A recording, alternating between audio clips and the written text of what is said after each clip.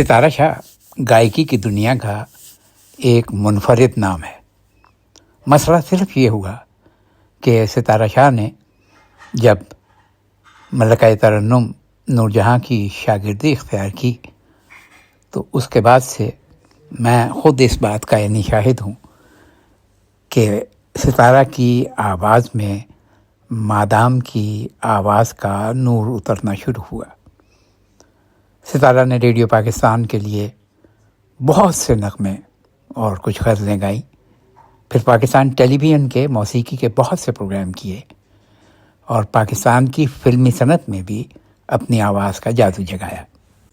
तग़य्युरात ज़माना के हालात ने करवट ली और सितारा शाह एक तवील अरसे तक गायकी की दुनिया से अलग हो गई। मुझे बहुत अच्छी तरह याद है कि 2024 में मैं मुस्तकिल इस तगोदौ में था कि वो दोबारा से गाना शुरू करें और मैं खुशकिस्मत हूँ कि उन्होंने दोबारा से गाना शुरू किया।